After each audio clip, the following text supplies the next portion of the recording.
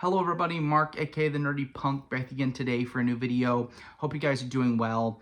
It's been a little while since I made a video. I apologize for that, but work has really just kind of been kicking my ass the past week. I've been so busy, and I had intended on doing like a most anticipated movies list, which I still may end up doing, but time just kind of got away from me in the past couple of weeks. But I had to get on here today and make a video, even though I wasn't planning on doing it, because yesterday we got some very unfortunate news that broke that the legendary filmmaker David Lynch passed away at the age of 78. And celebrity deaths usually don't affect me as much, but this one really hit me. David Lynch is my favorite director of all time, and just my favorite artist in general of all time. I adored his work. I still adore his work, of course. His work will live on. But nothing has really connected with me in the artistic sense as much as David Lynch's work. And I just adore the way he told stories and the way he really kind of tapped into dreams in a way that I don't think any other artist has.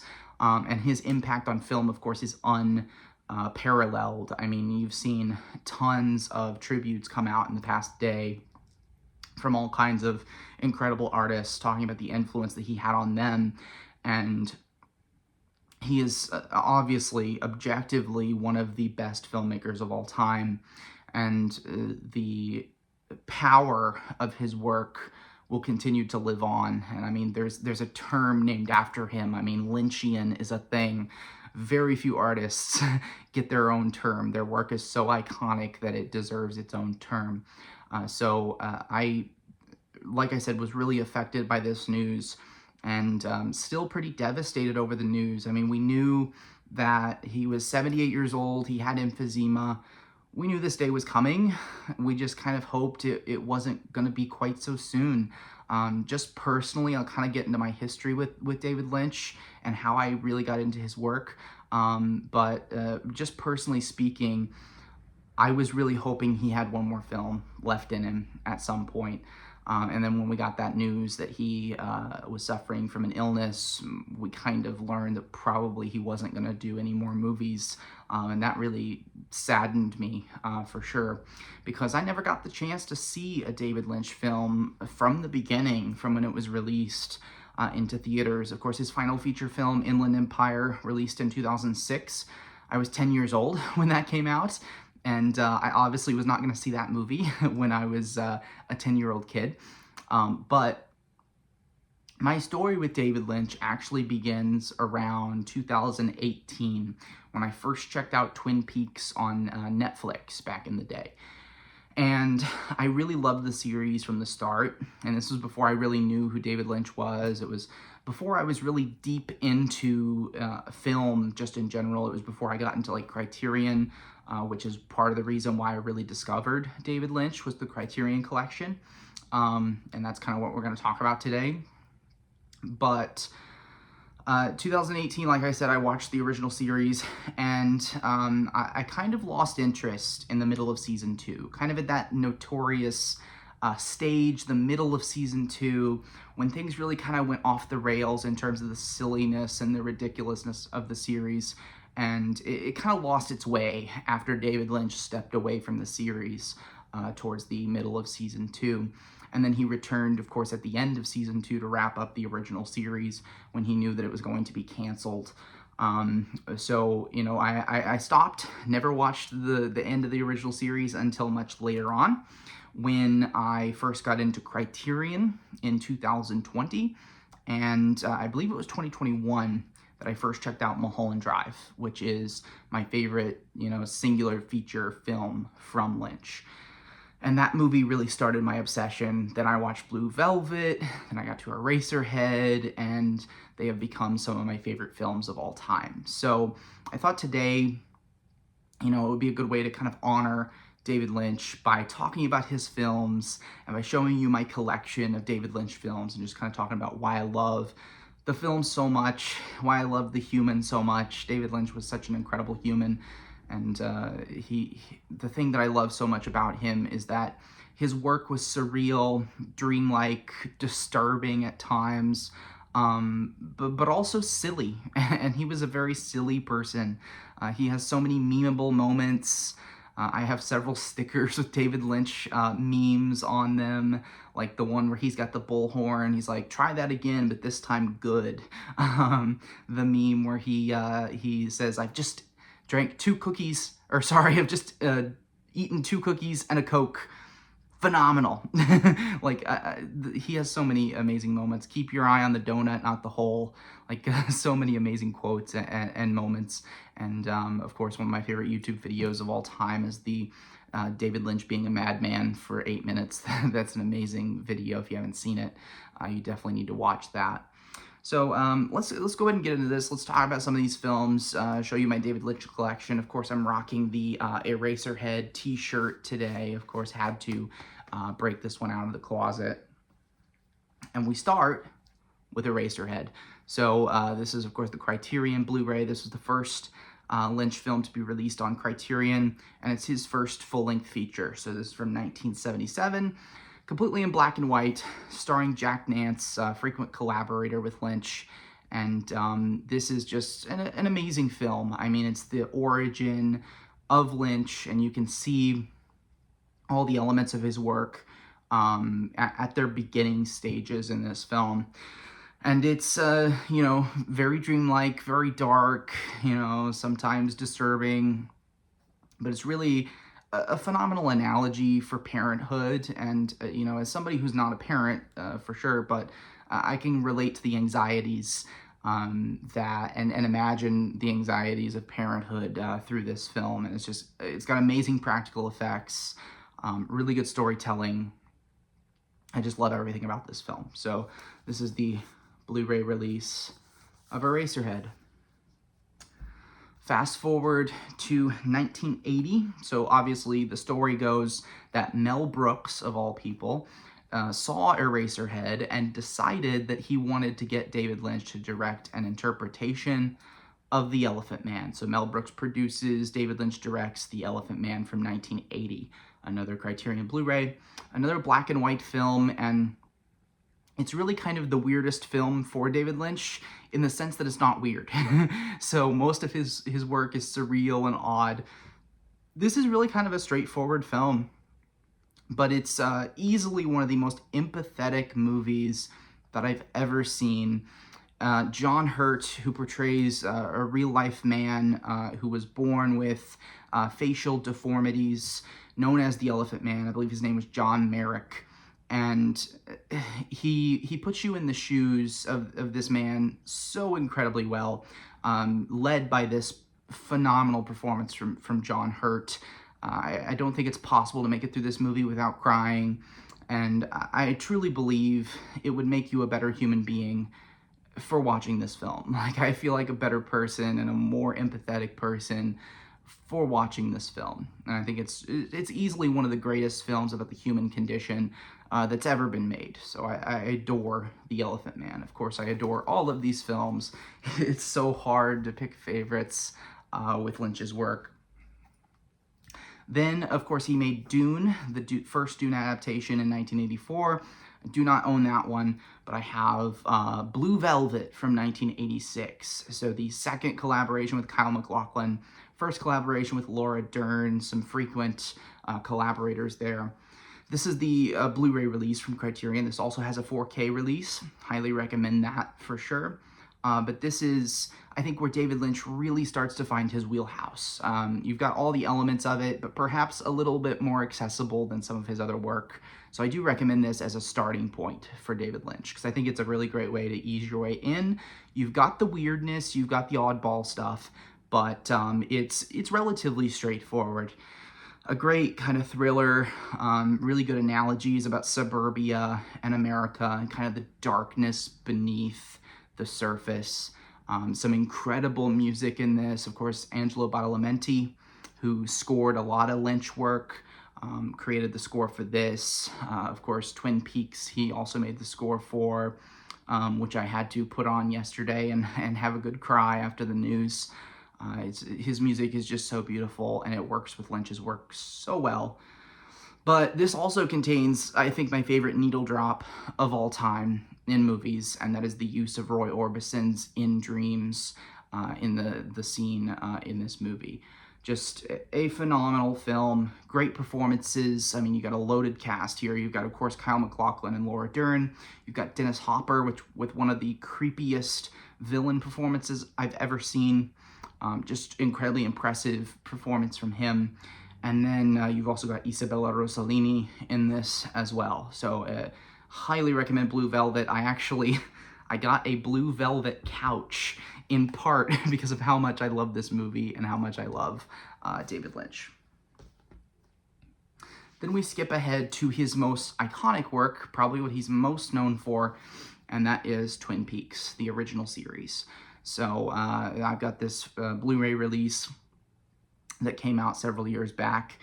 And Twin Peaks, like I said, where I started with Lynch. I think the first season is a perfect season of television. It really kind of hooks you in with an incredible mystery behind the murder of Laura Palmer, and then it slowly reveals itself as something way more than your typical murder mystery. And I just adore the world building in this, the lore around Twin Peaks, the Black Lodge, you know, the man from another place. All of that stuff is so amazingly creative and is just really fantastic. It really keeps your energy or your attention to this film. You really want to know what happens. You really want to understand it more. And then you slowly realize that it's not meant to be completely understood. And there's so much more at play here. So, and then of course the interpretation of dreams and the symbolic nature of dreams in this film. You got the blue rose, of course, the famous carpet or floor, not carpet. This is how the set opens up. I'm sure many of you guys have already seen this set unboxed many times, but you've got your discs and stuff in here. And this is actually supposed to be glued down to the bottom, but my copy has come unglued. But at the end, you see the dirt with the Fire Walk With Me little paper there on the bottom. So insanely cool packaging for such an insanely cool show. It does lose its way when David Lynch steps away in season 2. But it brings it back to the finale, the original finale for the series. And it works as a finale, but also as a way of encouraging you to watch the furtherness of this story. So Twin Peaks, of course, still one of my favorite Lynch works. And it's so impressive to me that he was able to do TV and movies so amazingly well. And to me, Lynch, especially with Twin Peaks, transcends film almost as an art form. The man transcended genre, but there are, you know, moments in Twin Peaks, of course, The Return, which we'll get to later, that I think really are their own thing. Like, it doesn't feel like a TV show. It doesn't feel like a movie, because it's obviously so much longer. It feels like its own unique artistic statement, and I just adore that. So, continuing along the theme here, we've got the prequel movie, Twin Peaks Fire Walk With Me, from 1992. And this, so Twin Peaks, the original series, what I love so much about it, part of the love that I have for it anyway, is how it blends both the darkness and the disturbingness of Lynch's work with the humor. The silliness is perhaps jumps the shark a little bit in that season 2. But in that first season and towards the end, it balances humor and silliness with the darkness very well. This is like Twin Peaks minus the silliness. This is all dark, all disturbing, and if you like horror films, this is one of the most horrific movies I have ever seen. It is impressive, and you can kind of see this as a transition point. I think in the 90s, he made a lot more disturbing films. So if that's your bag, you know, that's the era of Lynch that you probably want to get into. But this is such an incredible piece of art right here. And this is the Criterion Blu-ray as well. And then continuing, the dark, disturbing era, Lost Highway from 1997, 4K release from Criterion. So this is Spine 1152. I haven't been doing spine numbers or anything, but there you go. So definitely in the dark, disturbing realm. So my story with this, I haven't seen every David Lynch film, and part of that depresses me, but also part of that is good, because I still have some of his films that I get to experience for the first time, which is special. So I ended up putting this in the player probably about a year ago, and I watched the first third, and for whatever reason, I just wasn't in the right mindset. I wasn't in the mindset for a dark, disturbing film. And so I took it out, and I still haven't quite finished it yet. So I still basically have a first-time watch experience with this. But what I saw was impressive. It just wasn't in the right mindset for me at the time. So I'm excited to get back into this. And of course, I will probably end up watching all of David Lynch's work at some point this year. Fast forward to my first feature film from David Lynch, 2001's Mulholland Drive. So I have the Blu-ray from Criterion. They also have a 4K of this. And this to me is one of my favorite films of all time, maybe my favorite film of all time. Naomi Watts, incredible in this. It of course starts as a TV series pitch and ends up being worked into a feature film, and it's got everything that David Lynch does well. You know, the goofiness at times, the darkness, the dreamlike imagery, the surrealness, it's all here in this package. And haven't watched this in a couple years, so I'm definitely going to be revisiting this one very soon.